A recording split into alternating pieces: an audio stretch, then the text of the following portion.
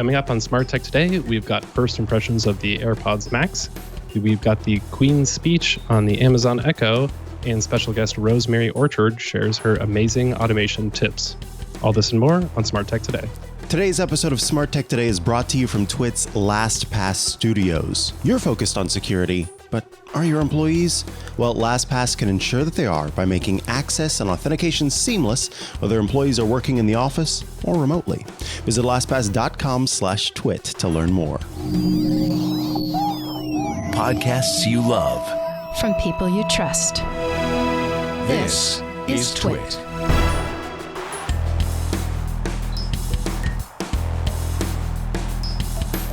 This episode of Smart Tech Today is brought to you by Command Line Heroes, a podcast that tells the epic true tales of developers, programmers, hackers, geeks, and open source rebels who are revolutionizing the technology landscape. Search for Command Line Heroes anywhere you listen to podcasts. And by Technology Powers X. Learn how technology and IT departments are reshaping their businesses through an original podcast from Dell Technologies. Search for Technology Powers X anywhere you listen to podcasts and download each episode today. Welcome back to Smart Tech Today, where we explain the exciting, dynamic, and sometimes confusing subject that is the Internet of Things. I am your host, Matthew Cassinelli, and Micah's off this week, so we have a special guest, Rosemary Orchard. Hey, Rose, Hi. how you doing? Thank you for having me. I'm good. Rose I'm really good. Is a host of the Automators podcast, the Nested Folders podcast. How many other things do? You do so much. It's hard to keep track of. Well, as of January, I'm going to be right here on Twitter every week with iOS Today with Micah, actually. So even more things. It's great fun. Yes, it's exciting. I'm super. Well, let me be the first. I'm not sure to welcome you to the network, but it's awesome to have you. Thank you. Thanks. And so, it's going to be great. We've got a fun show this week. We're going to be just talking about the last week's smart tech news, and then Rosemary and I will be going through an automation kind of rundown of how we do our stuff. So Rose is an expert on automation, and it's going to be super exciting. Well, let's give it a go. Yeah. All right. So first story from the week. We talked about this last week, but Apple has released their Fitness Plus video service, and it's pretty interesting. We've got an article from CNBC talking about how it's competition with Peloton for cheaper, and they claim it's just as good. I did a chill yoga session earlier this week from Justin, and it was a pretty interesting experience. At first, I was kind of not used to the fitness kind of vibe that some of the trainers can give off, but by the end, he totally calmed down, and I did also with the yoga, and I got a total chill down my spine. So it was very I was like, ooh, maybe this does actually work. Did you have a chance to try out Fitness Plus? Are you subscribed, Rose? Yeah, so I got a 3-month free trial with my Apple Watch, and I am enjoying this. So far, I haven't tried the Peloton stuff at all. I have got a couple of Nintendo Switch games, which are for fitness, including the Ring Fit, and I would say this is very different to those. Simply because the people aren't animated. That's a good start. But it's I'm enjoying it so far. I think I've done the same chill yoga session as you have, and I've never really done classes like this in person either. So I am not super familiar with how this would work in an actual gym.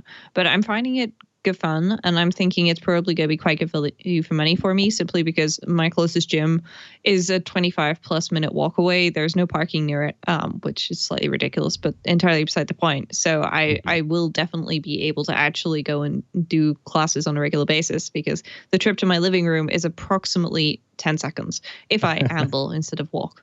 So I think that will lower the barrier to entry for me, which is quite nice. Yeah, exactly. It'll be interesting to try out. I didn't want to jump in too much right away, but I put the yoga mat in my office, and I was using the AirPods Max, so I couldn't tell if that helped with the effect or anything like that of just being extra soothing because I was wearing those. But I think it'll be nice. And like you said, I think my gym also doesn't have parking. Maybe that's just a thing. I mean, I think it's kind of in a business area, so they, at least in the past, assumed that it was business people going, but a little safer right now to do it at home.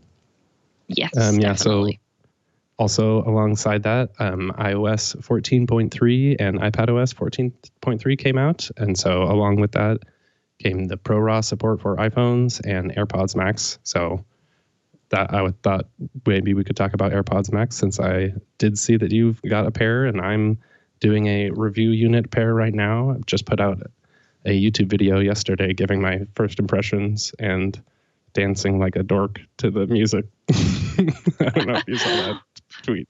Yeah, I did see that. It was very entertaining. Kudos there. Yeah, I'm quite liking them. Mine only arrived on Friday, and I don't really wear headphones a huge amount of the weekend, so I've not had a huge chance to dive into them, but I have tried them, and the spatial audio is really good on them. So I've tried that with the AirPods Pro as well, which was nice. But I love these. So I have got the Bose noise cancelling headphones as well, which I often use, and they're good, but I am somehow finding these comfier. I think it might be the mesh that's on the top of my head, instead of, this padded bar, which pretty much every other headphones have of some kind. And it's working pretty well for me. How about you? Nice. They're good. I think it's kind of been confusing at some points. I think specifically the wired mode, I'm not sure.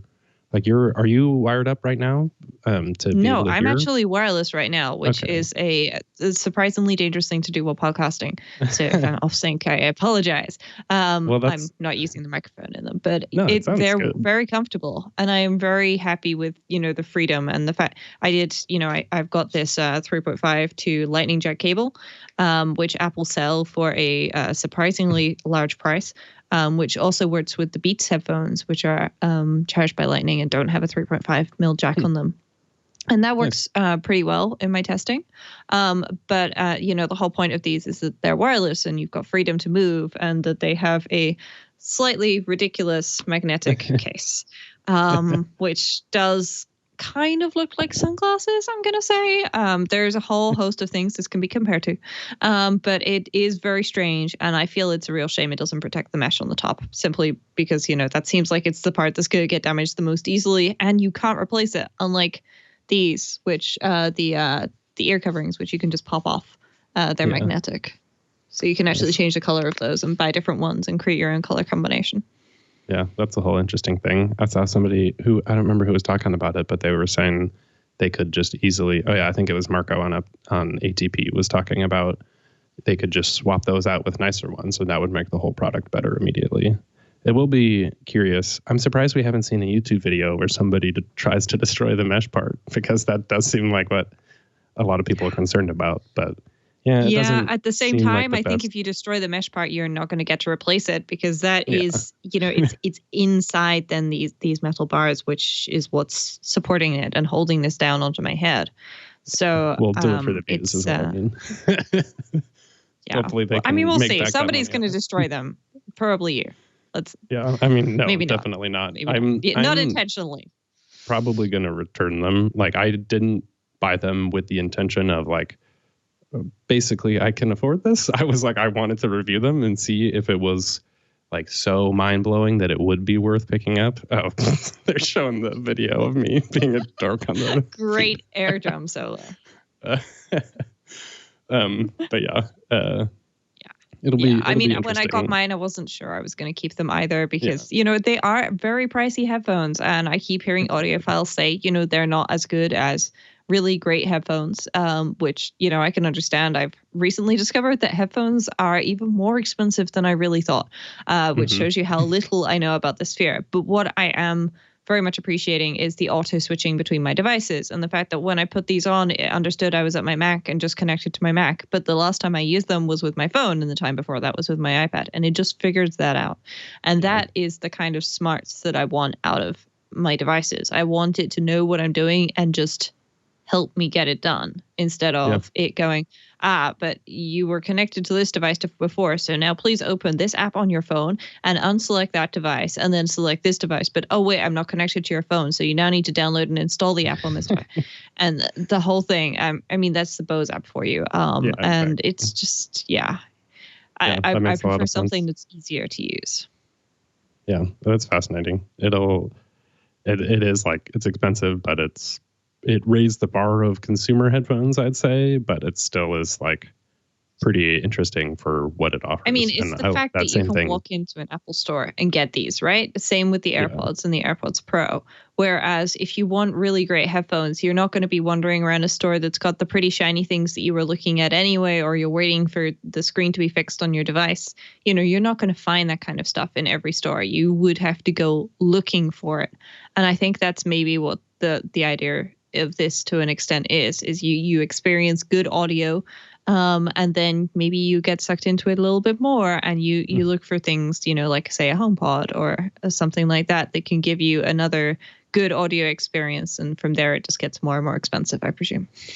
Yeah, they did round out the audio line for sure.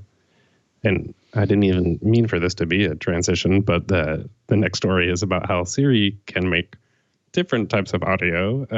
You can quack like a duck now. Yep, you can. You can make sounds like an elephant and a lion and all sorts of things. So, I mean, I can give this a try if you like, Matthew, and see on air if this is actually going to work. I'm doing it too. Oh.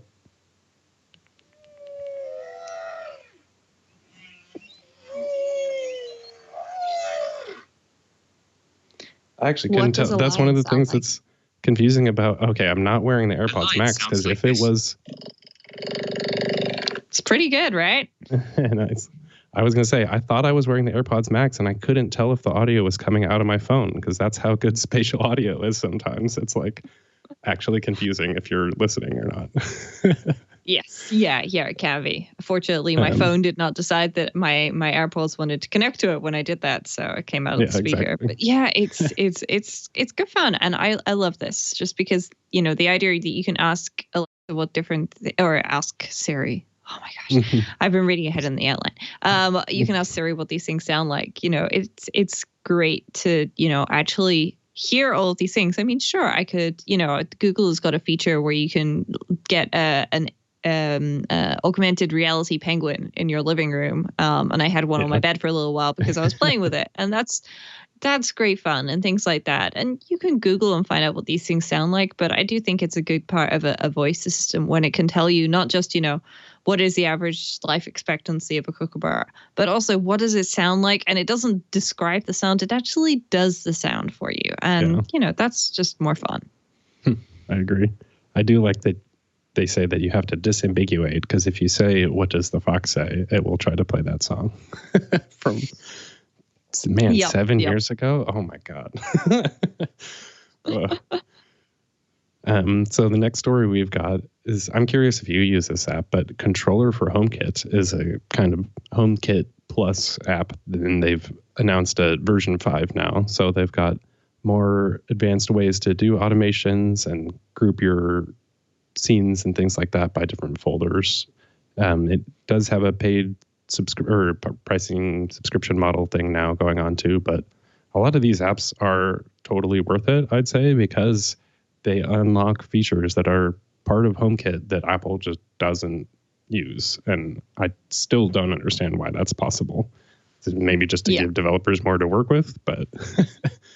Yeah, I mean, I find it crazy that this stuff isn't built into the Home app. Like, for example, Controller for HomeKit has a unique feature. It allows you to back up and restore your entire HomeKit setup. And for everybody that has played with HomeKit and has then learned about default room, which is where your devices go when the Home app is not sure what's happening and it just puts things places. And you're there going, that is why you want backup and restore. The stupid Hue app is always like, do you want to sync up? And you're like, no. And then it's like, perfect, I'm now synced. And then it just ruined everything. And it's like, come on. Yeah, because, and this is something that a lot of, you know, smart home manufacturers don't necessarily understand. Their app is not the source of truth. I don't care if the Hue app thinks that this light belongs in my living room. It's in my office. If I've moved it into the office in the Home app, then just leave it there. Don't say, but I know better, because you do not know better. I absolutely guarantee, unless it's default room, you do not know better. And that means that, stuff ends up being moved around. And that's one of the reasons why I am actually using Control for HomeKit. I'm pretty much only using the backup feature right now. But I should explore more with the folders and so on, because I've been using Home Plus a lot, which is another one of these apps. There's a couple of different ones out there, actually. But they're all great for allowing you to do things like, hey, when the temperature is less than 20 degrees and I'm at home and there's motion in this room, then turn on the heater. But otherwise, just don't bother, and things like that. So nice. Yeah, definitely good options. Now I'm seeing in controller that I need to change the battery on my kit and switch. Well, good. That's good to know. Yeah. Cool. The one in here is running out of battery as well. So now in some Amazon news, this is pretty interesting. You can, on Christmas Day, you can ask your ALEXA to give you the Queen Elizabeth message of the Christmas Day message is what it is.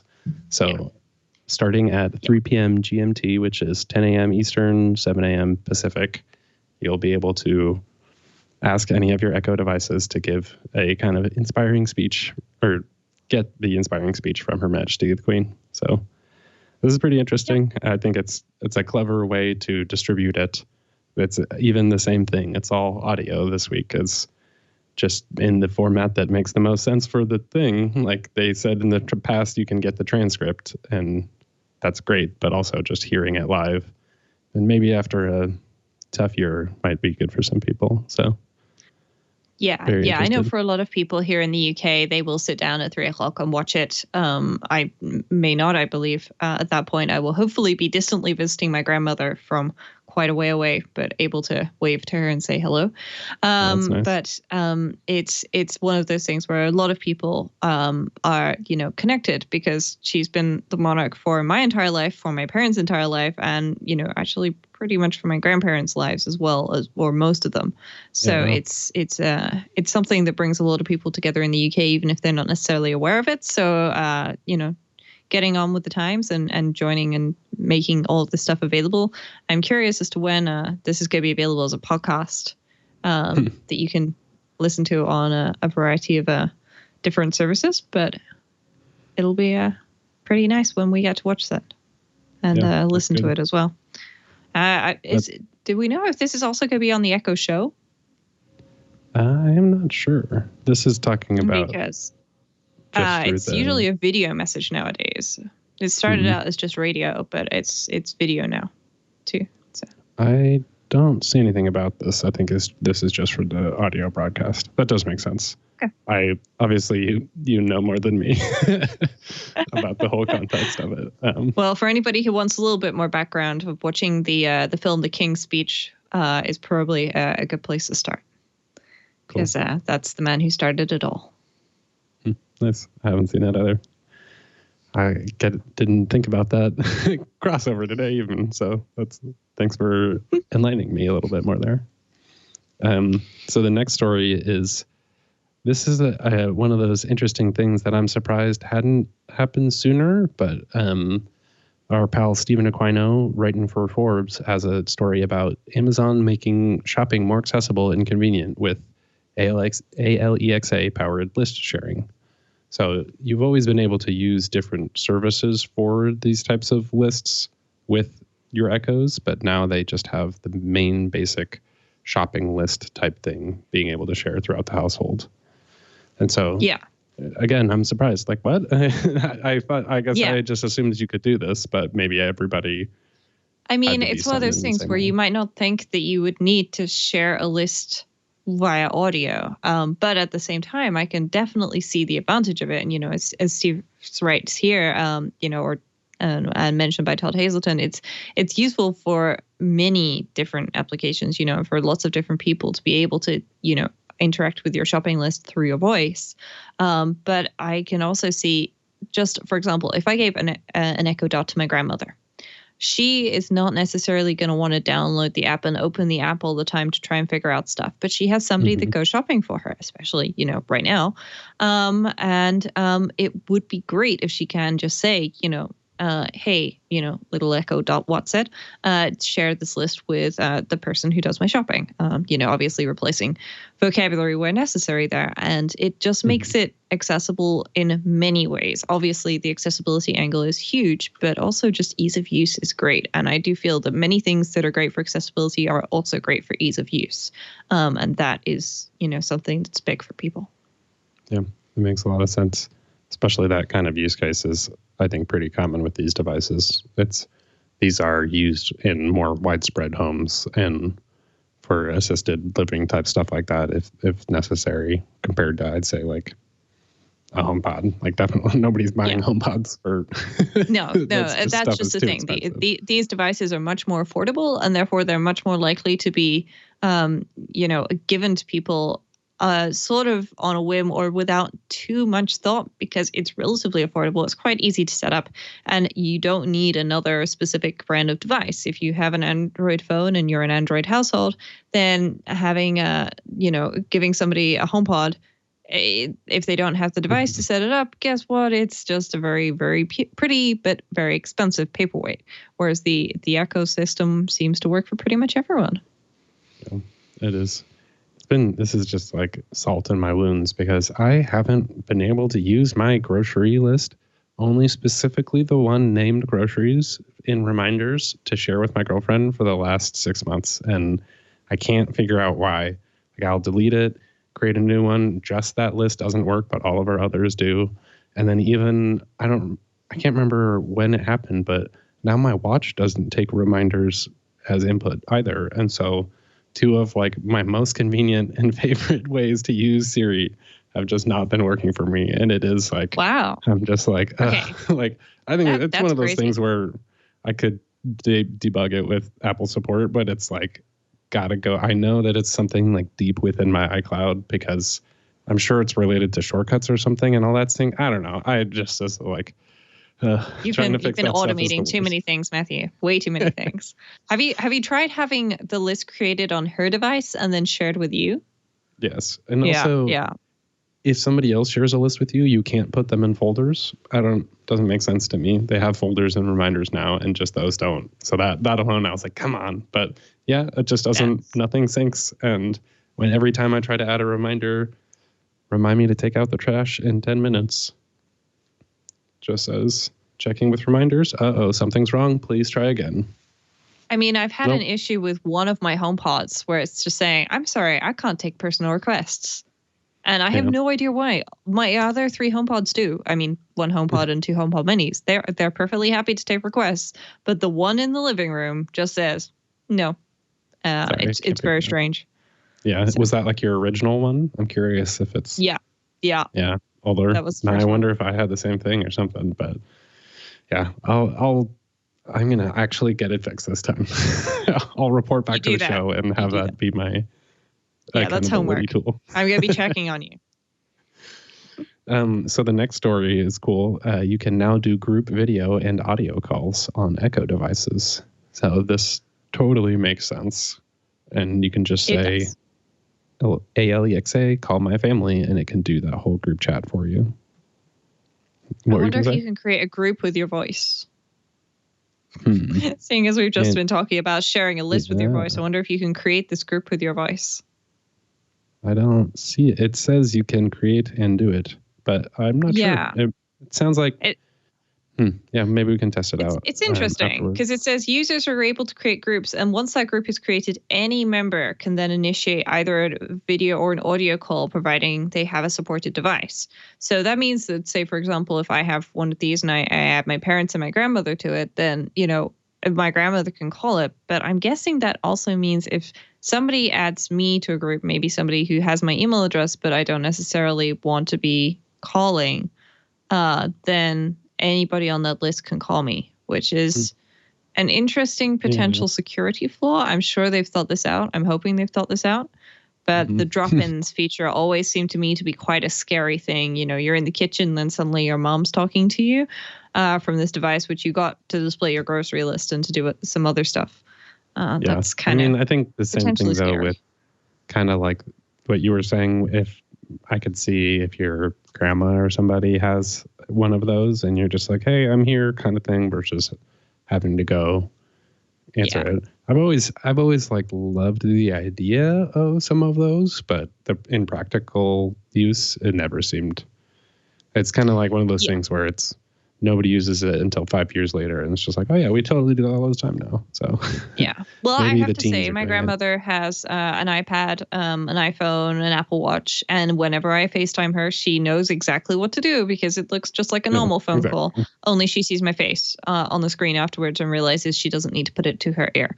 To start with, that did need to be explained that if it's a video, you don't need to hold it to your ear. It's fine. I don't need to see your ear. But it's all good. Yeah, that's fair. She got there. Technology is not as like newfangled these days.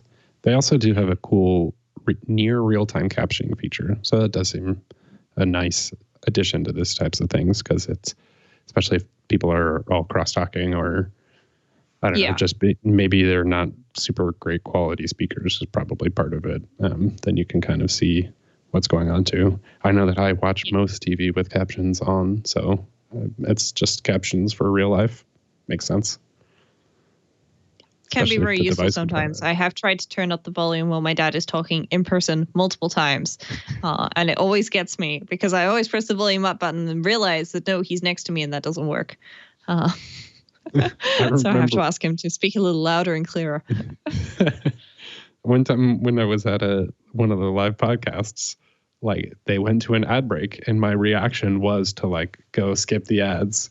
But then I think I said that to somebody sitting next to me and he was like, I'm a podcaster. And I was like, oh my God, at the time, because I like wasn't. I was like, oh, it's wrong joke. But I can totally see why, we are learning to do these things. How many times have any of us tried to zoom in on a piece of paper by doing the pinch to zoom gesture?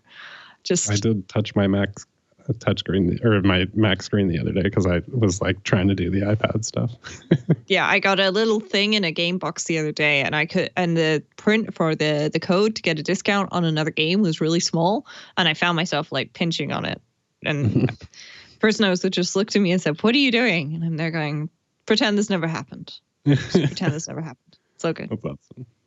I'm totally normal and sane." All right, we're going to take a quick break and hear an ad break from Micah. Talk about the perfect collab. Matthew Cassinelli and Rosemary Orchard together and doing the show today without me. Thank you so much to both of you. We do need to take a quick break so that I could tell you about the very awesome Command Line Heroes who are sponsoring this episode of Smart Tech Today. Command Line Heroes, it's a podcast. Yes, like the one you're listening to now. And this one shares the epic true tales of developers, programmers, hackers, geeks, and open source rebels who have and still are revolutionizing the technology landscape. Season 6 is available now, and this season, Command Line Heroes tells you all about the stories of Black technologists who innovated and invented despite systemic racism, unfair hiring practices, and unequal education opportunities. In fact, there's an episode about Gladys West, whose mathematical models and data analysis paved the way for GPS. Another episode tells the story of Jerry Lawson, who invented the first cartridge-based video game console, paving the way for Atari, Nintendo, and Sega. Those names you have certainly heard of. And listen to the story of Mark Dean, who was raised in the Jim Crow South and grew up to revolutionize the PC industry with the Isabus. Command Line Heroes is hosted by developer and podcaster Saran Yitbarek, and it's available right now. I got a sneak peek of season 6. That's right. It was super cool to be able to check that out. And it, of course, gives some deep insight about the history behind technology and who has been a part of it. In fact, that episode about Gladys West is super, super, super interesting. And frankly, I can't get anywhere without GPS. So it was very cool to hear about how the math was involved and Gladys West was involved in making that happen. You out there can listen to these very incredible stories from season 6 today. All you have to do is search for Command Line Heroes anywhere you listen to podcasts. That's Command Line Heroes. Please go download it today. I've gotten a few people who've reached out and said, I've listened to it and I really like it. So our thanks to Command Line Heroes for their support and for the entertainment they've provided. All right. Back to the show, Matthew and Rosemary. And we are back. now we're going to move on to some Google news for the week. Sort of split with Apple here, but the Apple TV app is coming to Chromecasts that have Google TV. So this is kind of Apple's latest expansion into every single possible device that they can get onto. Kind of maybe not necessarily in the brand comparison, but kind of like Roku does. And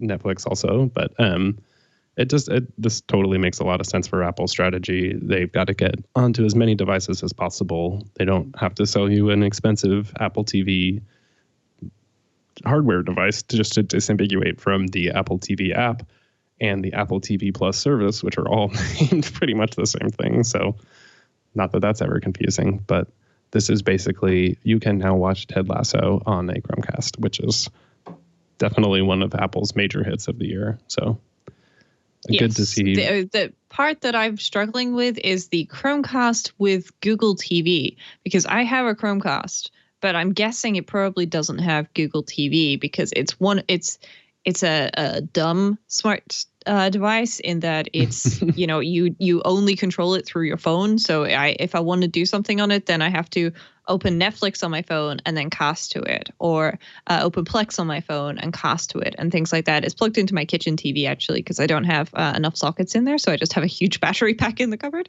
And then I take it out and charge it every once in a while. Which works super well for Netflix and Plex.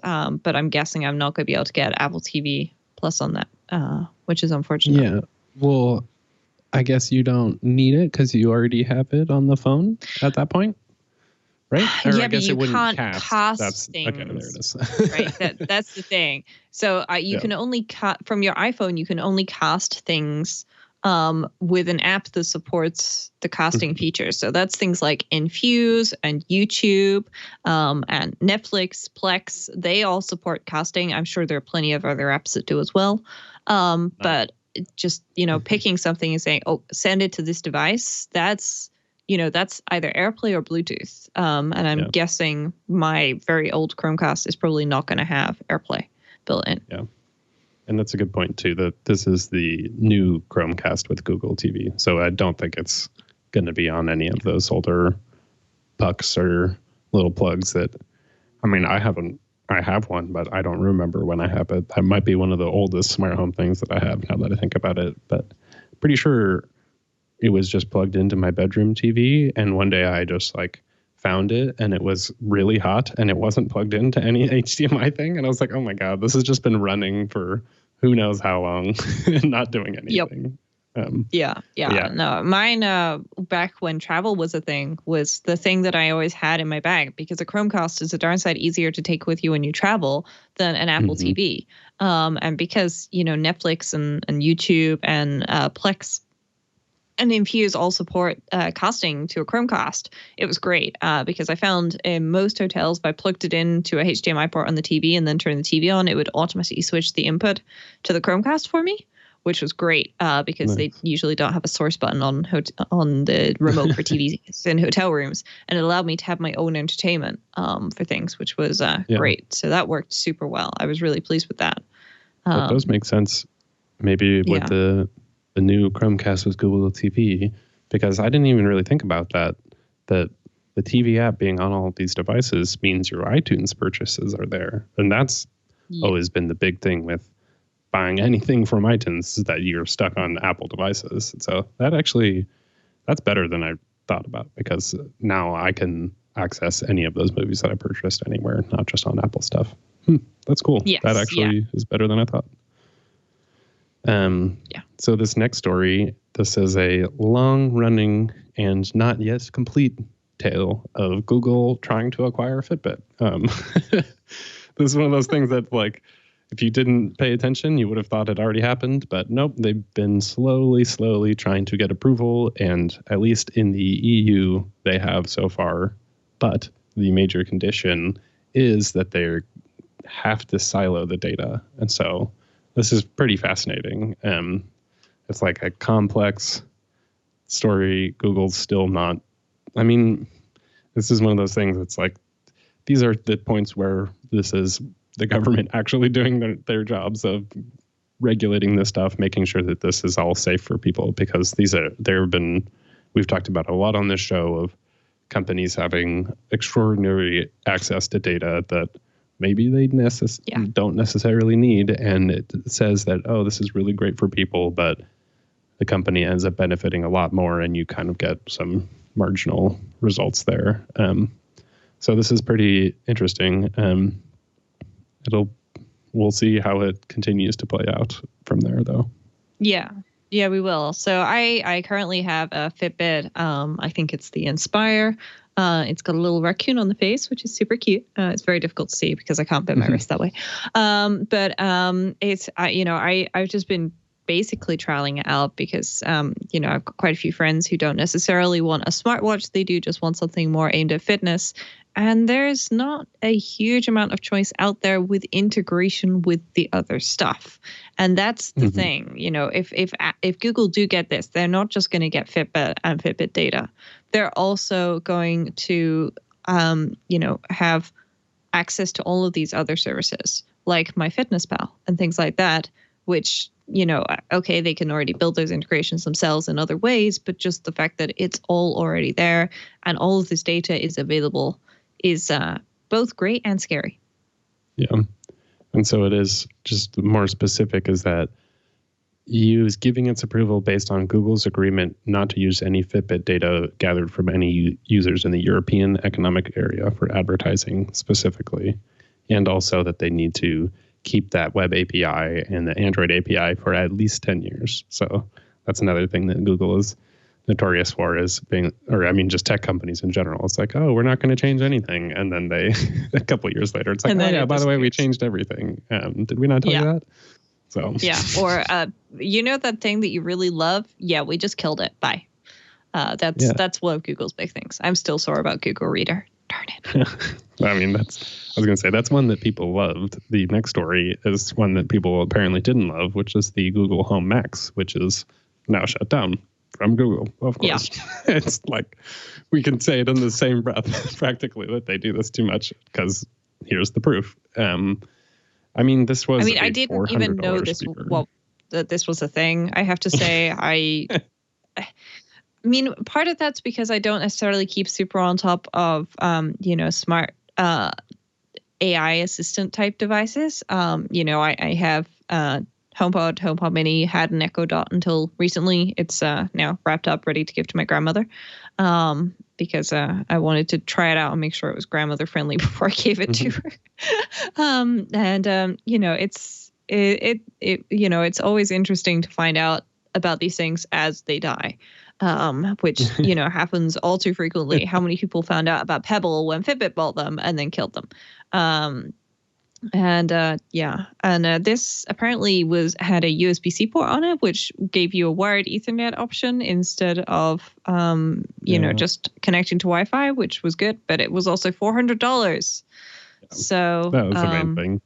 And I think especially, I don't remember exactly when it launched, but it's right around the HomePod time, and it was $100 more. And I remember I specifically went into Best Buy, and it was just loud. Like, it didn't sound I think a big thing with the HomePod is you kind of I wrote in like a review that I did originally that it's the difference between like loud and volume is separate on the HomePod. I can be at a high volume, but it's not just like blowing you away. And the HomePod or the Google Home Max was just like way too loud, thumpy, and too expensive too. And especially going down to like the normal Home or Google Home or the really mini ones, just the price difference was 4 times as much. And it's kind of like, if you really wanted it, you could, but it seemed like one of those things that probably was nobody was going to buy, and seems like that's what happened. So I don't think anybody's particularly sad about this, but it is interesting that they don't have a higher end speaker. Their other stuff now is more competitive for sure, but that's dead. So that's always funny when you see like comparisons at the beginning. It's like, does the HomePod beat it? And the HomePod's a failure, but this is literally a failure and is no longer sold. So Yeah. Who I knows mean, what if they that- kill the product, then there's got to be a reason for it, right? In this particular case, I think we're going to assume that it's because they weren't selling them, but you never know. So Yeah, that too. Maybe they're coming out with some new. So this one, I personally probably will not try, but I'm curious if you find this feature compelling at all. Google has the ability to do AR makeup from Google search as you're looking for these products. So they've got Modiface and Perfect Core to help you visualize lipstick from L'Oreal, MAC, Black Opal, and Charlotte Tilbury. Clearly, I know all these brands very familiarly. yes, I can tell you're a makeup epiconder, Matthew.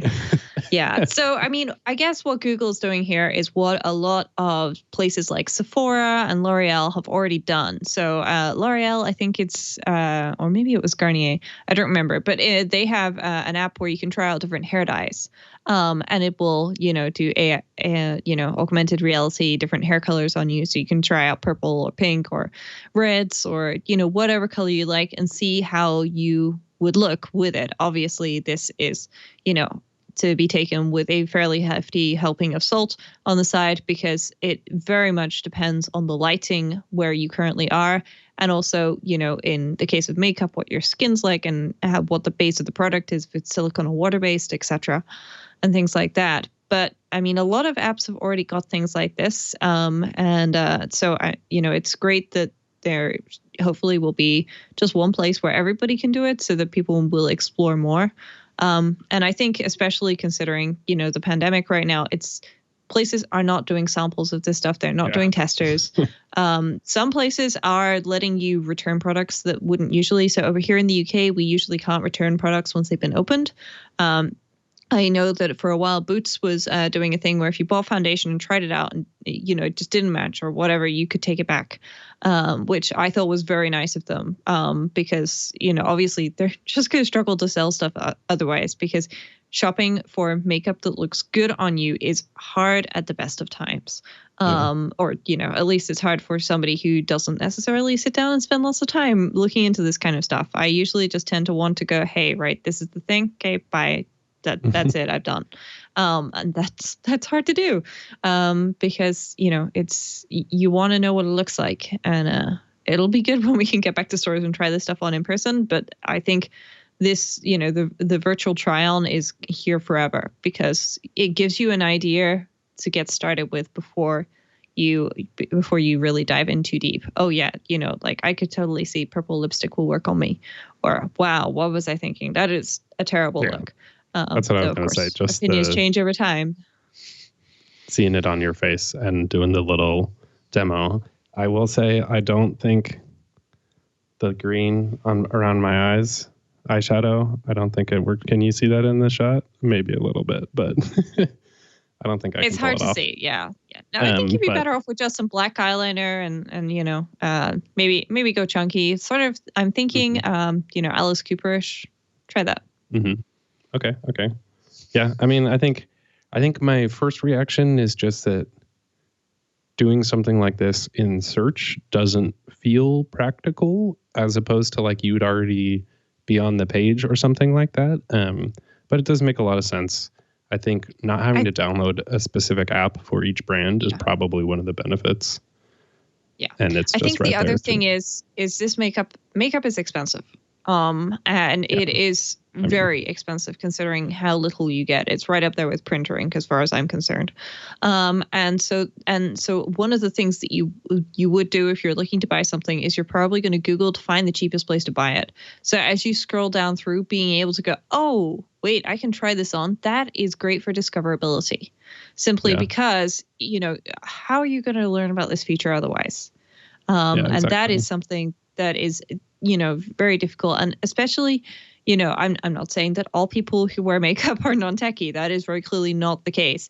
But a lot of people are not necessarily going to go out there looking to see whether or not they can do this stuff. They need to be shown that it exists and it's a possibility so that they can try it out.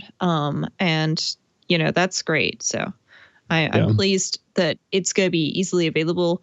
I think it might be fun to just have like an AR assistant app or something at some point where you can just do things, and then it'll also let you try all the different furniture from IKEA and all these other stores in your house and stuff like that, Yeah, I do think the Google app seems like decently common for people to be Googling things. So I am curious. That's where this is showing up for me, at least. So I'm curious how many people would discover it just because that's where they start out. And it does have a feature where you can swipe between basically different faces at first, and when you're not doing the AR mode, so you can kind of see what it looks like on different skin tones and things like that. It makes a lot of sense. I mean, it is funny. It's making me think of the somewhat notorious game of the moment, Cyberpunk, but they totally have all super detailed character customization and all types of stuff. And so I was looking a little bit Cyberpunk with that, my makeup stuff on there. So there's some stuff for techies if you're, I don't know, again, no need to generalize that kind of stuff. The next story is about Google Stadia, which is now kind of launched on iOS and iPadOS, basically through the browser system. So this has been a thing that has been really cool. Progressive web apps and just the power of web applications so much stronger than I think most people assume these days. I use a tool called Figma that's Photoshop in the browser. It uses a whole API and everything like that, but still there's a lot you can do there. And so same type of thing works perfect for Stadia because this is Google's gaming service where you play from a far off console and it just streams it to your device. And so you're able to play what would be too powerful of games for iOS or iPadOS to currently handle, but decently smooth. I haven't actually tried Stadia yet. I'm very interested. I got their free thing to set up, but I'm still totally skeptical I'm a gamer. I play Xbox type stuff. And so to me, I mean, I've been having, just now that I think about it, I've been having Bluetooth issues, and latency with the main thing that you're trying to control just drives me crazy. It's really, the new Mac Mini has a lot of Bluetooth issues, or at least certain models of them do, it seem like. So like that with gaming is just like, you turn and then the guy a second later turns, but in the meantime crashes into the wall or something like that. That's not going to work. So this is interesting just to see Google kind of going around the App Store, because I mean, it's not that this is just how it works. It's not necessarily circumventing it, but they aren't actually in the App Store. So this is the main way to access it. Yeah. Would you ever play that's Stadia? Interesting. Yeah. I mean, I don't know. I have my Nintendo Switch and I love it, but I'm not really a gamer. I do technically have a gaming PC, which is now a Plex server because that's how little I game. And it works great as a Plex server, I have to say. I'm very happy with it. But I was looking at maybe getting an Xbox at some point, and there's the Xbox sort of equivalent to this, where you can stream games across multiple devices, and you don't even need an Xbox to do it, which is cool. And I know that PlayStation lets you stream from your PlayStation to various devices, so I think that it's interesting. I'm glad that it's available on iOS for right in time for Christmas, because I have a feeling a lot of people are going to be wanting to give this stuff a try over the holiday season. And what better time to try playing, new kinds of games than right now. But as you say, it's very much dependent on latency issues. Now, I did notice when I was looking into this that they do a Stadia Premier Edition, which is a Chromecast with a Stadia controller available on the Google Store. And that allows you to just buy as Google Chromecast Ultra and the Stadia controller together. And I think that's about $90, $100 or so. So that is cheaper than any console out there. So if that works super well, then that is great. And I would be very interested in getting that, simply because, affordability wise, if you're going to get a console, that seems pretty good. But then, you get, do you get Stadia Pro entirely for free, or do you then still have to pay for Stadia on top of that? That's not entirely clear to me. Yeah, I'm pretty sure it's free subscription forever, free subscription until Google kills it. I don't know how long that's going to be good for it, but at the same time, it's relatively affordable, so maybe worth a shot. Makes sense, especially like if you want to like play Cyberpunk or whatever, you don't have to go buy a $500 Xbox. And I would say if you are actually going to look into it, maybe try to get. I got one of those for free. I think it's one of those things that Google hasn't sold super well, but they're still invested in it. So they're trying to get it out to people, or like even I think I see people selling them because they don't necessarily love it if you're super into games. But I do think for that casual thing, it's like you don't need a whole Xbox for it. It does use your data though. So I think that's something if you have a data cap at home for your internet, just like that streaming stuff can go, it can suck up a lot. So yeah, I'm fortunate. No data cap here. And I've just had a quick look on eBay, and there are a lot ending in like the next hour or so that are still very affordable price-wise. Some of them with box, some of them without box. But that's a very good tip. Thanks for that, Matthew. I may well have a Stadia Premier edition in my future. Sorry, Google. Not getting the value back on that. So for our last little story of the week, this is neat that Google has basically improved their assistant routines to have easier setup and editing, and also sunrise and sunset triggers. So this is just a great improvement, quality of life thing. And a big thing was that you are always able to do it by time, but now you can have the sunrise, sunset, and even the 15 minutes before or 15 to 4 hours before or after. So these are just nice quality of life improvements there, and you can definitely do more unique automations with this kind of stuff. Yeah. And I think sunrise and sunset are pretty crucial. I recently set up some smart blinds for my parents. They're using HomeKit, but I used sunset as the trigger so that when, a half an hour after sunset, the blinds close at their place for them just automatically. And, especially living, away from the equator, in either direction, the sunset and sunrise times are going to move quite a bit throughout the year. So it's great that is finally an option for people using that. I've recently set up a friend with a couple of Muros smart plugs, or is it Meros? I never remember how they're pronounced. And and so that those automations can now be changed to use sunset instead of a static time in the evening.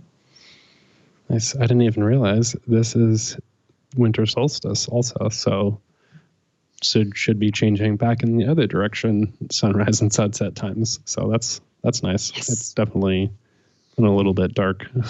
I'd like some more sun, please. Especially when you're stuck inside all I feel day. like I've spent most of my day in the dark, but that's because it also was raining quite heavily here earlier today. So. Well, I will share more about how I'm using these types of routines in my automations. But first, we will take another quick break and hear a message from Micah. Thanks so much to Rosemary Orchard for filling in for me today. This is such a great show, right, folks? I am pumped about Rosemary Orchard joining me for iOS today in the new year. And talk about the perfect pairing right now with Rosemary and Matthew. Let me take a quick break, though, to tell you about Technology Powers X. It's another podcast. You're listening to podcasts right now. Of course, you want to check out another podcast all about technology. This one is an original podcast that's brought to you by Dell Technologies. Each episode of Technology Powers X focuses on a different industry, and it goes behind the scenes to help you understand how technology and IT departments are reshaping their businesses through AI, through cloud, through edge, through intelligent devices, and more. Once again, I was able to get a sneak preview of Technology Powers X, and they have some incredible episodes this season.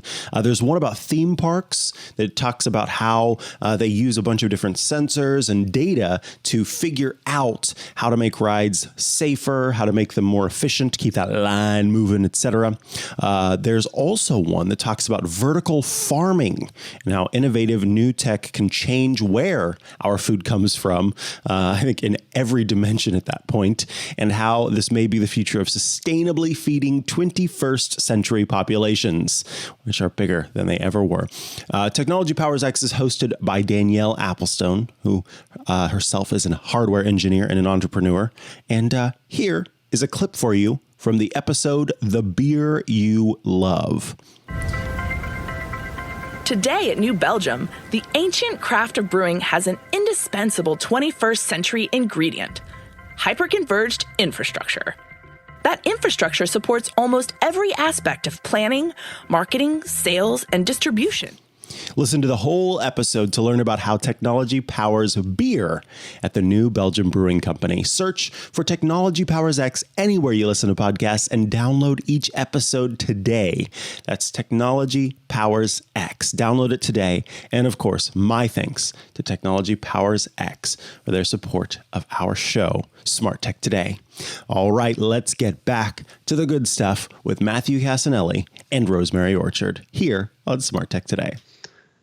Okay, we are back, and now is the most fun part of the whole episode. I always have the privilege, or feel privileged when I get to talk to Rosemary about automations, because this is, I always feel like a noob compared to you with automations, even though I'm supposedly the automation expert on the show. So I mean, I have a significant advantage in that I am a developer. So my brain is, programmed literally to think differently. So I feel like I'm cheating a lot of the time, but that's okay. I'm willing to share knowledge, and you always have fabulous ideas and come up with great automations yourself. So I think together we will have a fun segment here.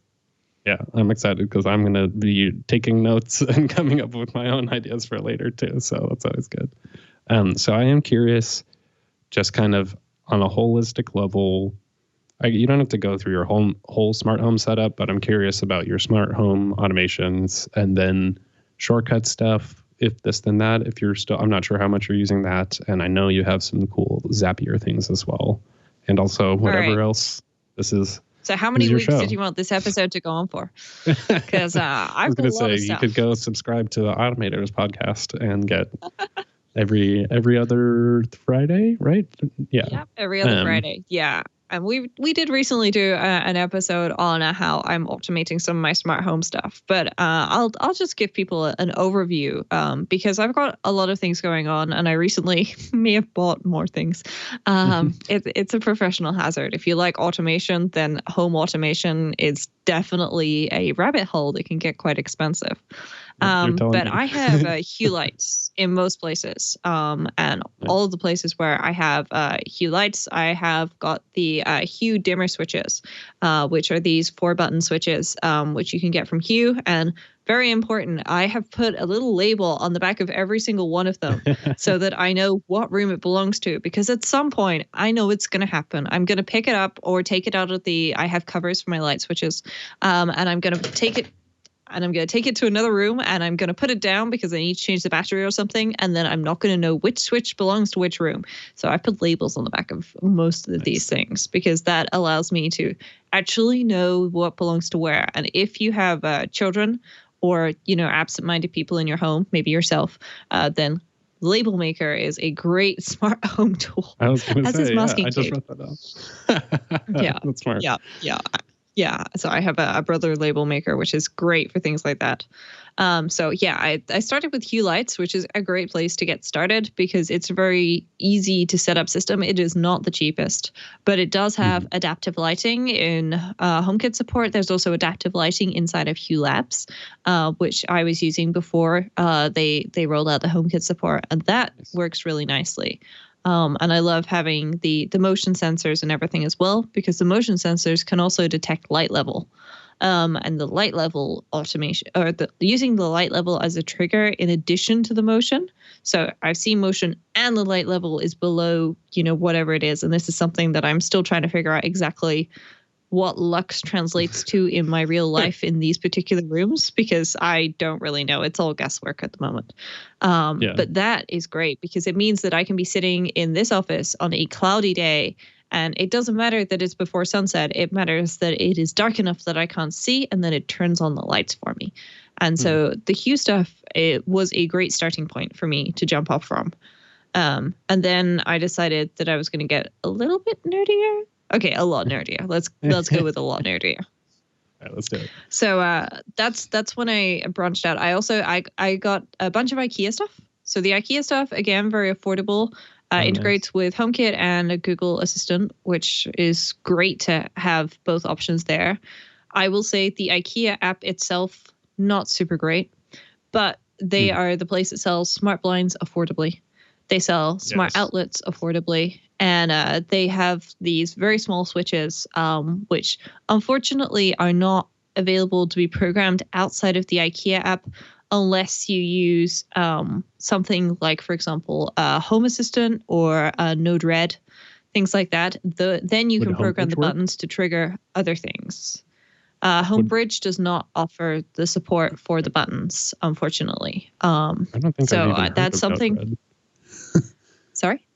Node-RED. I hadn't even heard of that, but a programming tool for wiring together hardware devices, APIs, and online services. Yeah. So Node-RED's pretty cool. And if you want to dive deep into home automation, that is a really, really lovely, friendly rabbit hole. But oh my gosh, it's a deep rabbit warren. And there are holes. So you may get lost in the woods there. But yeah, so I dove into the IKEA stuff, and that's great. So I've got smart blinds in a couple of rooms, and I've got lots of smart outlets. My Christmas stuff is all done through smart outlets, and that is working great. But I really wanted more sensors, and I wanted affordable sensors. And just like the buttons from IKEA don't show up in the Home app, neither do the motion sensors. So I decided to look elsewhere again and go with a third bridge. And I've got the Aquara stuff. That's AQARA. And they manufacture things for Xiaomi and some other brands, but they have their own stuff too.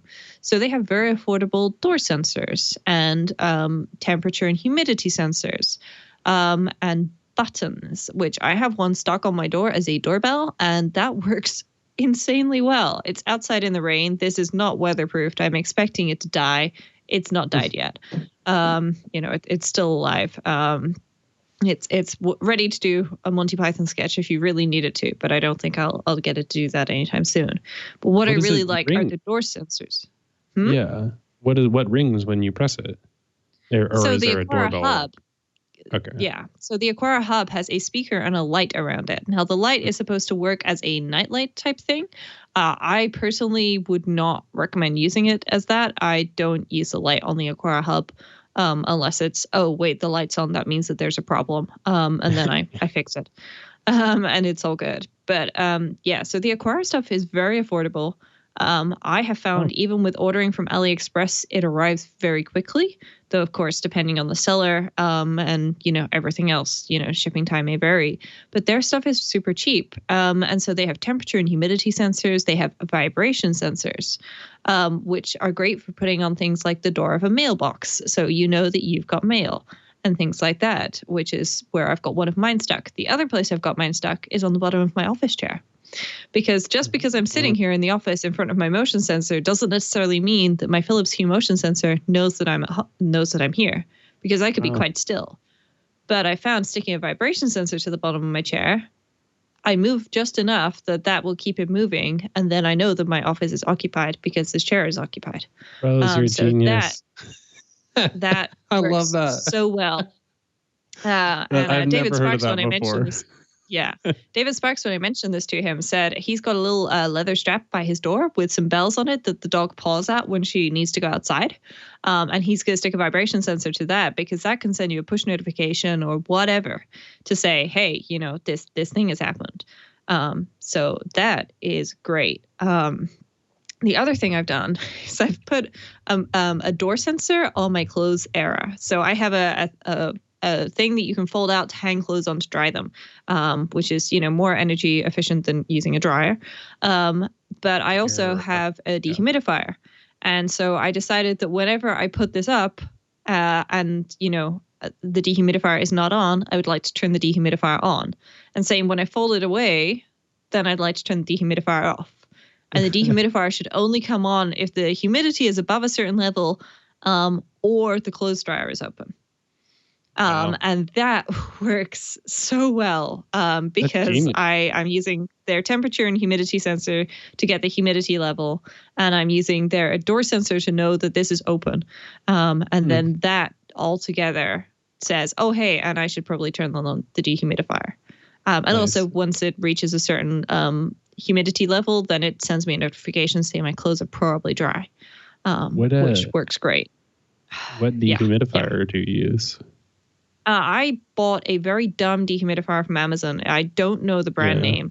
I actually had to buy a flood sensor from Aquara to stick inside it because its auto cutoff is at the top of the drawer that pulls out with the water in it, which is just the dumbest thing ever because then you end up splashing water all over the floor. So I stuck a flood sensor inside it on a little shelf that was out so that I know that, hey, this is a safe level to stop the dehumidifier and tell me that I should empty it.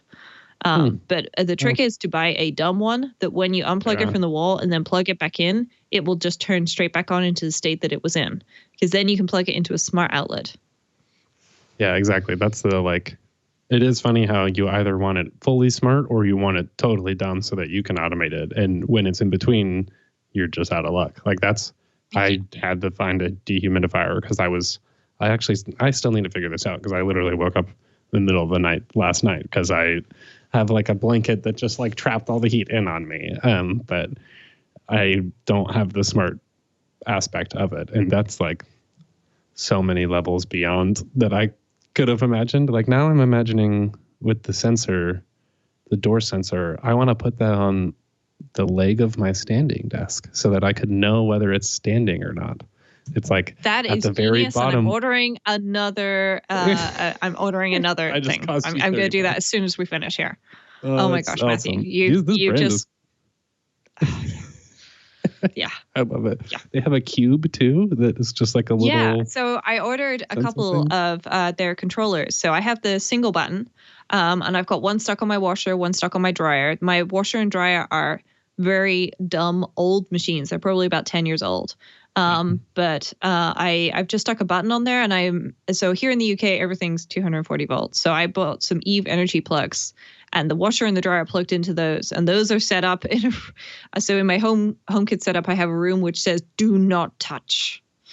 Whenever anything in that room turns off, there's a single automation that turns it back on, because I do not ever want to turn my washer or dryer off at the wall.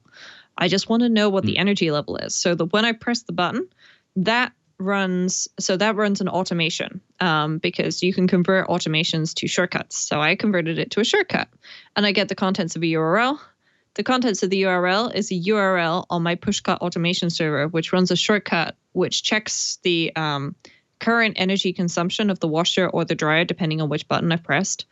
It's two different shortcuts, and then sends that to the pushcut automation server again in, say, 5 minutes as the input. And then it compares the two values every time. And when it's dropping, then it sends me a notification. If it's, been running for 20 minutes and then it's dropping, it sends me a notification to say that it's finishing soon.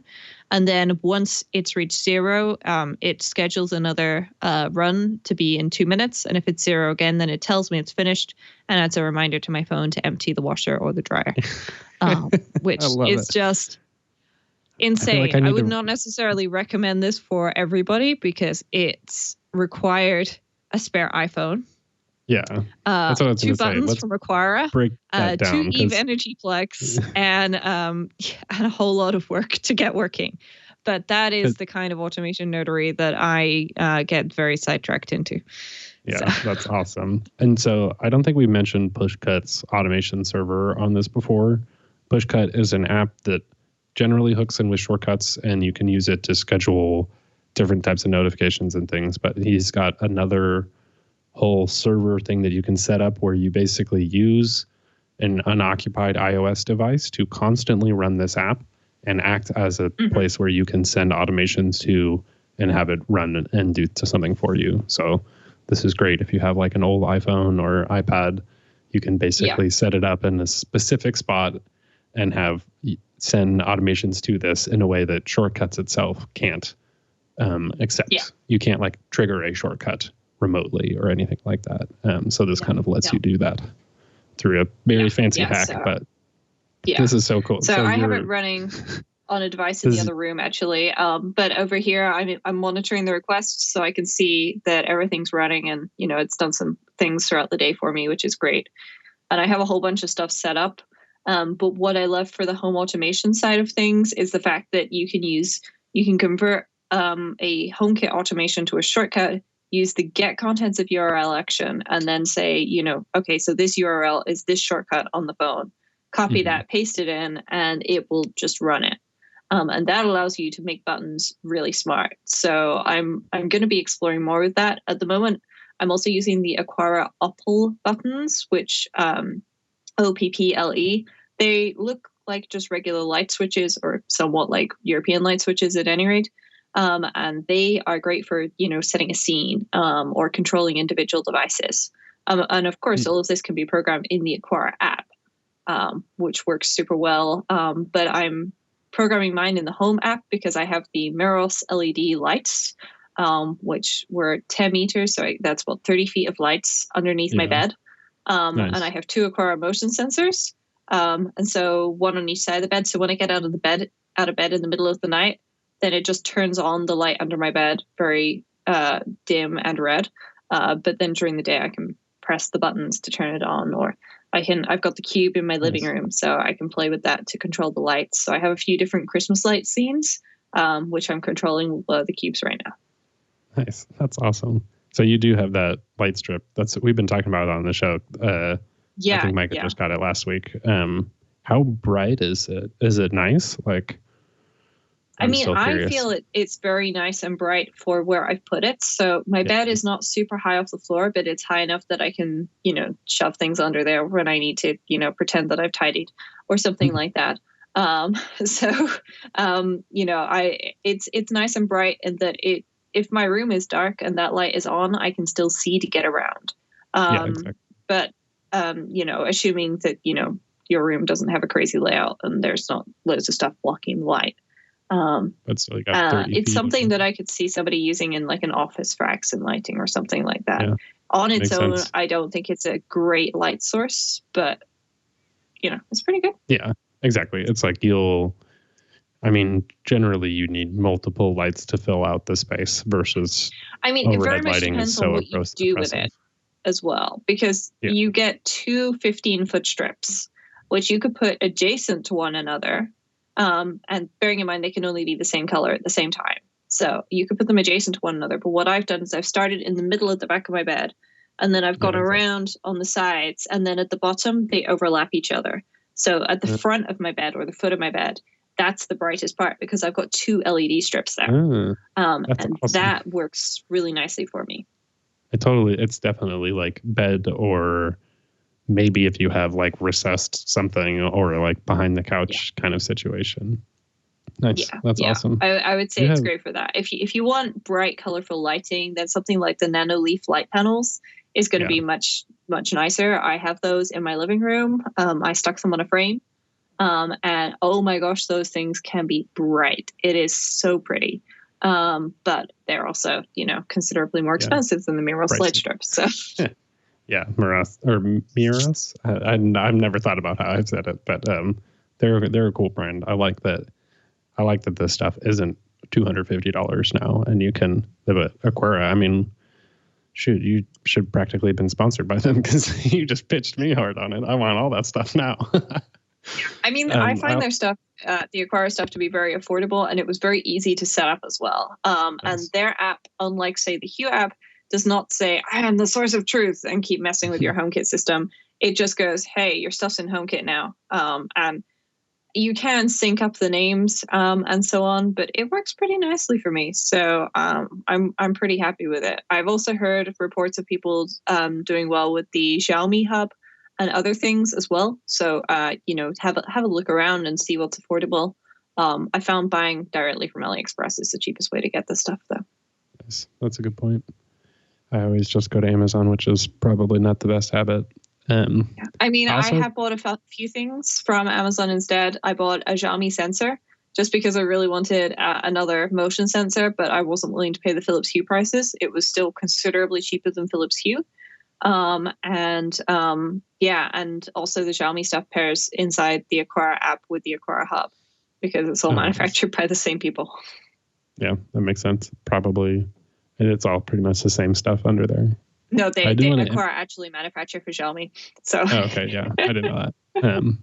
I do want to emphasize for anybody who isn't aware too that you can turn the home automations into shortcuts, and it's just buried is what it is. It's like when you go in and set up a home automation, down at the very bottom there's a button that says convert to shortcut, and that will kind of give you, it'll take what was being set up in that automation into the control home action in shortcuts, and then you have a limited set of actions from shortcuts, mostly URL and web-based triggers. So people like Rose can do this awesome stuff.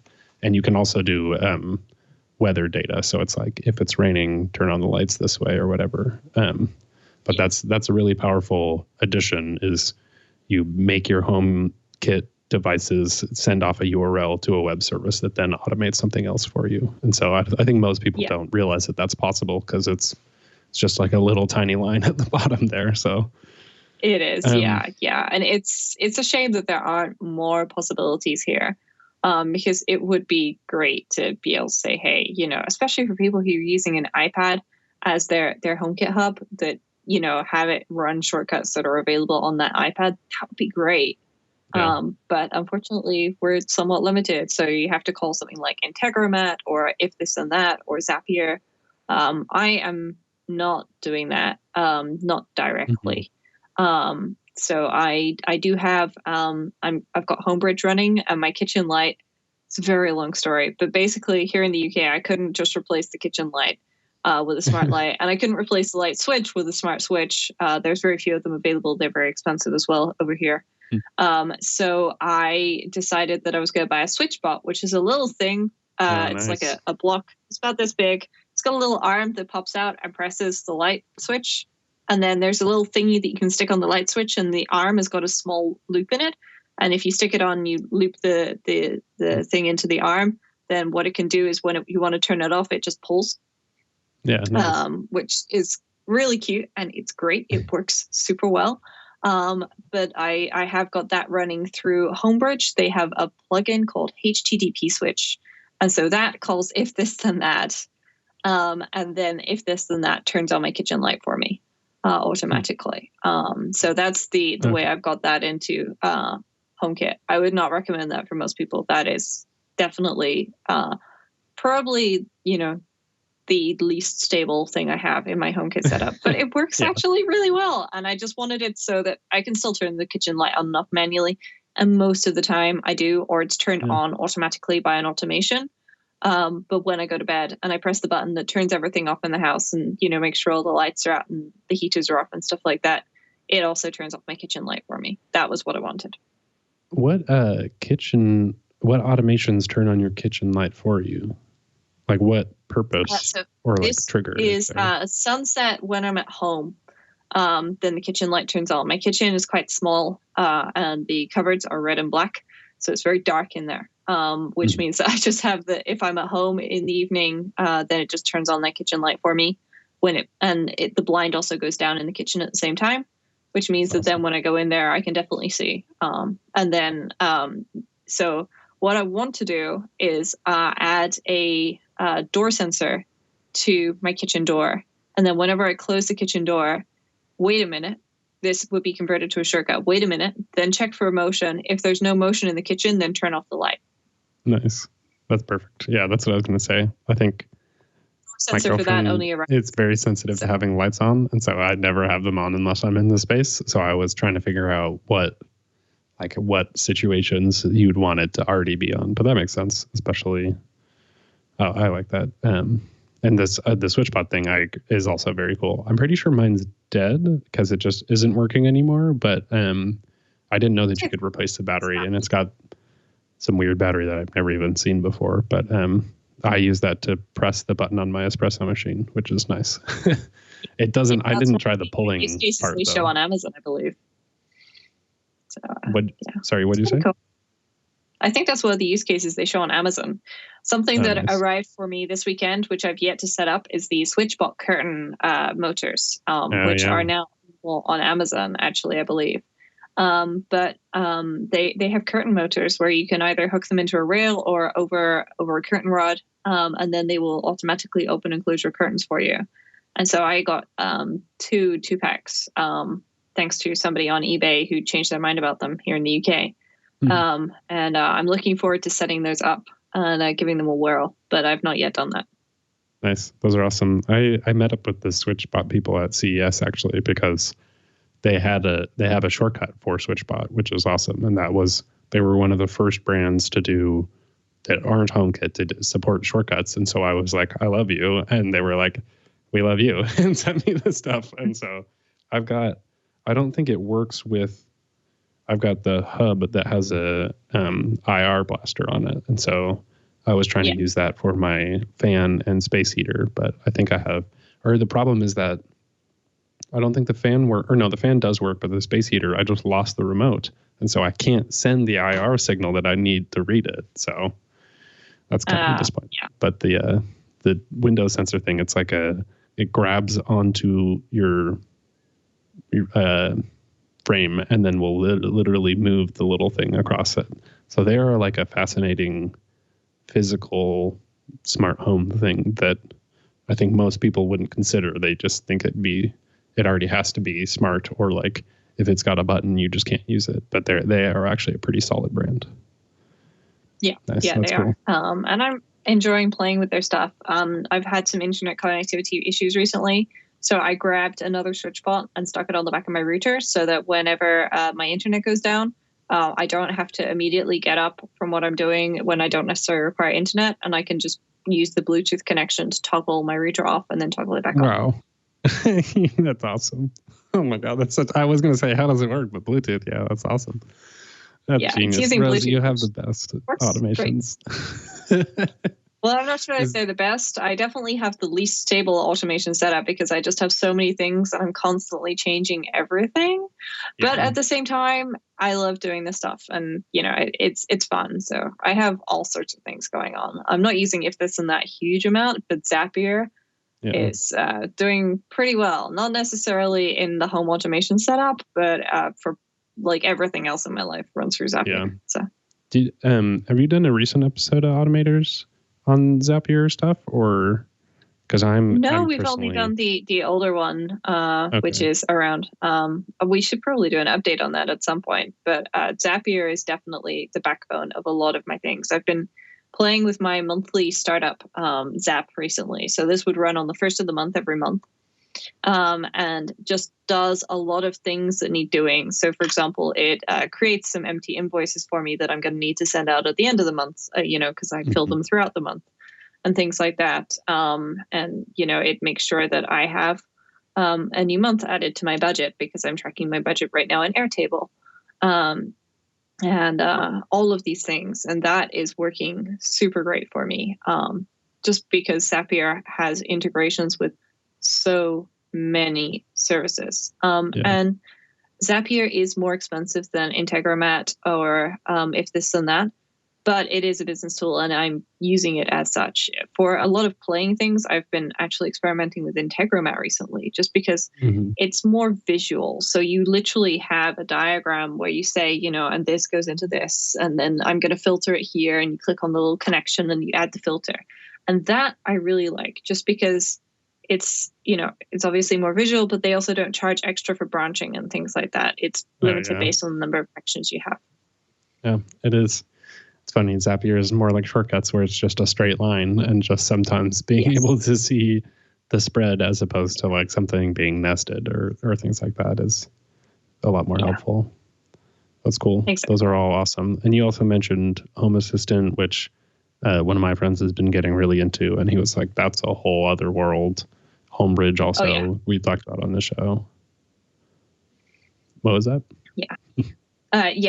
Home Assistant is great. And I've been playing with that too. I'm hoping that, once the pandemic ends, I'm going to be able to invite some friends over, and we'll be able to do film nights and stuff like that. But I would like to be able to give people control of my house without necessarily inviting them to my home. And so I've set up a Home Assistant instance where I've added things to it, so that people will be able to control stuff.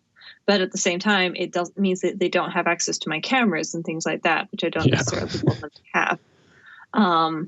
Because I was going to invite my parents to control my home in HomeKit, but then I realized that they also have access to my cameras. Now, in this case, I do completely and utterly trust my parents, but at the same time, I would love it if at some point I could give somebody access to my home and just say, but not the cameras, or something like that. So. I feel like that should be built in, but that's kind of how some of this stuff goes. Well, I feel like I definitely you can just limit their automations or the ability to access things outside the home. I feel like the people at these companies need to listen to automators more so that they can get all these ideas. They need to listen to Smart Tech Today. I feel like the sensors, the door sensor thing for something that opens and closes is clever. And I feel like the desk thing that's a good one. It's like I do stuff differently when I'm standing at my desk. So just being able to automate that too sounds cool. Well, awesome. Yeah. Do you have any other automation stuff you want to share, or? I mean, I've got lots of things. So something I've been experimenting with recently is MFC Deck, which is by Adam Tao. And that I've been experimenting with creating two decks primarily. So one is just my daily sort of overview, which I'll check in on multiple times a day, kind of like a very, very, very customized home screen. And the other one is an iPad mini one for my desk, because I've been looking for something that is the next level up from the Stream Deck. I have a Stream Deck on my desk, and I love it. It's great for doing lots and lots of things that I do frequently. But I would also like something that can react based on something that I've done and show me data, which is not necessarily so easy to get at on the Stream Deck.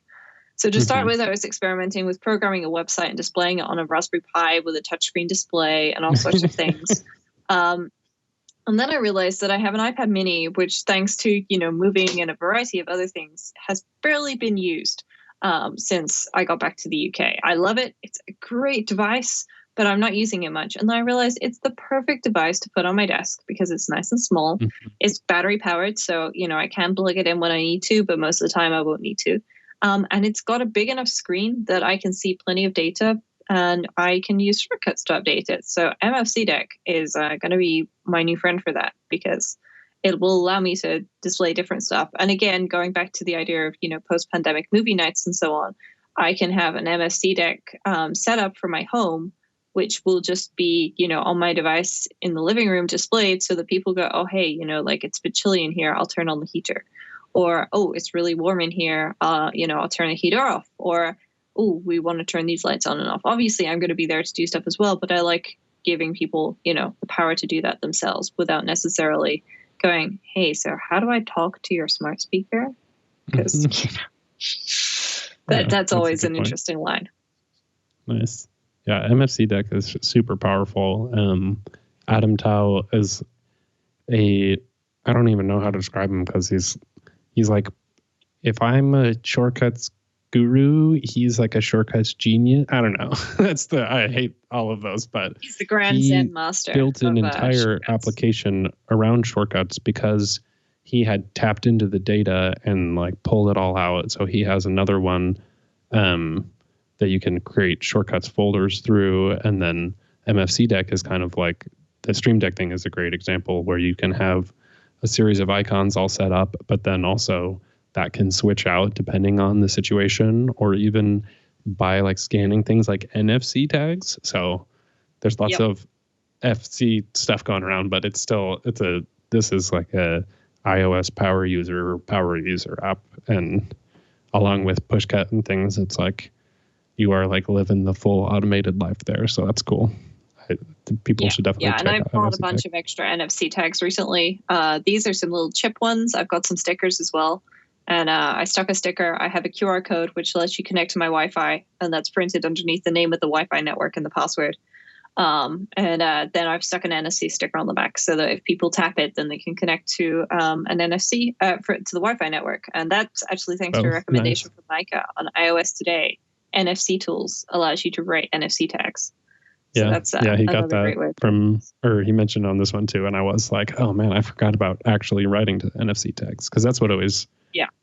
I hope somehow Apple, I don't know if you could do that with shortcuts, but that's one thing that people always are concerned about is you have to set up NFC tags. A while ago, there was an app that would allow you to read and write NFC tags, and they had some shortcuts integration. I reached out to the developers to ask if they would consider upgrading their shortcuts integration to, the new style of not, I have a very specific shortcut for this very specific action, but to the dynamic shortcut donation approach. And they said that they would consider it, but they needed a good use case for it. And my response was, a good use case is so that I don't need to create a different thing for every single NFC tag that I want to write. I can pass you the data, and you can just write it. And they never responded, unfortunately. Apple they taught all of the developers how to use Siri Shortcuts version 1, where you donate suggestions, and then now those actions can be more powerful, but a lot of developers haven't necessarily invested the time into updating that, especially because people wanted these more advanced ones originally, and so those old school ones weren't as useful, and so it wasn't as popular. So it's kind of a weird situation. So SwitchBot has done the same thing, where they don't have the newer integrations, unfortunately, which is a real shame. Because I would really love to have more integration. I'd love to have full HomeKit support. They have Google Assistant support. They have Echo Dot support, or ALEXA support, rather. But they don't have HomeKit support. And that is a real shame, because if they had, proper integration with this stuff, apparently they're working on a Homebridge plugin. We'll see if that materializes. And until it does, then we've just got to sit and wait. Yeah, exactly. I mean, I think they need a little more scale before they can afford to put that in there. At least that was the vibe I got originally. But well, this is awesome. Thank you so much for sharing all your automation stuff. And obviously, there's way too much more. Not too much. There's always enough, and it's just great stuff. I will send people to your show after this, but let's take a moment for a quick breath, and then we will do our picks of the week. Rosemary, why don't you start out with yours? All right. Well, my pick of the week is more of a idea of various products than a specific product, but Eufy Smart Scales, or any kind of smart scale, is a great pick because they allow you to, obviously check your weight, but you can also measure your body fat and things like that. And they integrate with so many different things. So they integrate with the Apple Health, they integrate with Fitbit, and so on. So you don't just get your data, you can log your data. And if you want to be smart about this stuff, then logging your data and comparing it, week over week, month over month, year over year is going to be the best way of doing that, because a single data point means absolutely nothing when it comes to your health. What you need is consistent, regular data points. And so I have one that just went on sale on Amazon. There are others with 13 data points, or instead of 11 or 12, but they are usually available quite affordably. And they are, fully HealthKit compatible as well as Fitbit compatible, which is a rare find in scales. So I've recommended these to a couple of friends now, and everybody seems really happy with them. So I would highly recommend them. Nice. That's awesome. I have one of what's that, HealthMate? It was Nokia, but then wasn't anymore. I will say I'm not using mine as much. Maybe I don't totally want to during a pandemic, and I bought like a bunch of Halloween candy, and that was a mistake. Whoops. Yeah. Well, everybody's hoping 2021 is not going to be 2020, the sequel. So let's be optimistic, and hope that having the right information is going to get us the motivation that we need to do the right thing next year. Whether that's just a little bit more exercise or better eating, or both. Yeah, exactly. And I do think what you said before of having the scale helped me recognize just like daily weight fluctuations that are normal and not being attached to a specific number. It's like, I lost a bunch of weight or something. It's like, no, you just are weighing yourself at a different time of day. That's just how your body works. Yeah.